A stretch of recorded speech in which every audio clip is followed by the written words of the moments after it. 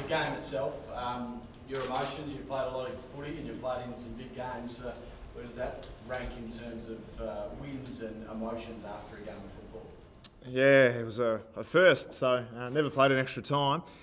Played in a couple of kick after the siren games. Last year played in one I was on the wrong side of, so great to be on the right side of it. I guess it's an endless challenge as a player is trying to just think about the things that you can control, and it's forever what you can do to help the team win. But when the siren goes and someone's got a kick, you can let the thoughts flow in, and you're thinking about all these other things. This is your last game, this is your last moment, or we're moving on to next week, and there's that 10 seconds of thinking about those things. And the great challenge for us now is just such an emotional time, such a great emotional time for us. And then now we need to bring ourselves right back down because we've got another game to prepare for, and all of our fans, thousands and thousands of people are so happy about what happened on the weekend, and us as players and as a football club, we need to move on so quickly. We don't get to bask in it. The fans get to do that for a week, but we need to move on really quickly, and that's going to be a challenge for us. You played in lots of big games. Where does this rate for you? I mean, you played before flags, so was this one sort of up there though? Was it in your top 10? What do you reckon? Well, it's not with the flags, obviously, but as far as other moments go, key individual single moments, kicks after the siren are pivotal in any game, let alone in a final, in an elimination final. So, enormously proud of the boys and the work that they did. I think a bit of kudos probably has to go to the coaches and the whole football club. For a couple of months ago, we were really struggling last quarters and getting a lot of external pressure in that area, and the amount of work that we've done on working towards improving that area and the focus on it. Finally, we get some reward. We sort of did it all hoping if we get in this situation, we'll be better prepared for it. And all that work that we did, we got the benefit of it on the weekend.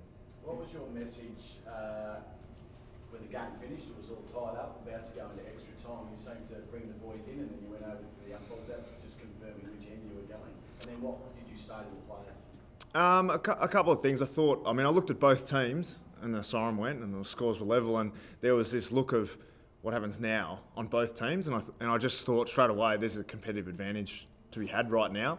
If we can grab everyone, figure out exactly what happens, and then be really clear and stay composed through that time, then it might give us a bit of an advantage going into that extra time. So I thought if just one person explains what's happening, then there's not 8 conversations happening about it all over the place. Just one person explain what happens, then we can go on and follow coach instructions.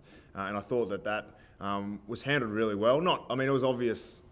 The camera sort of catch me talking about it, but then the conversation after it about everyone breaking up into their groups and discussing what we needed to do to win the game, I thought was handled really well by our players and coaches. How does your body go after 140 minutes for next week? Say that the older players, because it's unprecedented really, isn't it, 140 minutes of footy. What are you feeling like? How do you think it'll go? And travelling as well? I think everyone's a bit stiff and sore today, but there's plenty of time. I think this time of year, no one's trying to get fitter. You're just trying to recover as best you can, and I think it's probably going to be a good thing that we're travelling. Everyone here is so excited about what has happened and what's going to happen. I think for us to go away, travel, be together in the team hotel and spend time working on the game plan that we need to execute for the weekend is probably going to be a good thing for us. So I think physically we're going to have no issues come Saturday night. So how do you shut down that midfield of GWS? Because once they get out, it's pretty hard to get them to stop. Yeah, I think there's been a lot of talk about their running ability, but I think from a contested possession point of view, they're really strong as well. So we can't. There's also a bit of a challenge this week with Mumford. We're not sure whether he's going to play or not, so you need to prepare for him, but then prepare for if he doesn't play, you might get a bit of a different look. So we've got some challenges when it comes to the midfield. I think our midfield group has been able to improve in the second part of the year, our last month or so. We've been playing some pretty strong footy and been able to get the game played in our half a little bit more. So we need to be really strong in that area. I think contested footy is so vital in finals. I think everyone understands that now, and that's going to be the type of game that we're going to get on the weekend, and we need to make sure we come out on top in that midfield battle, because that's probably where it's going to be won or lost. What did you learn from the trip over there a few weeks ago, and what do you need to change, because both results this season happened on your way?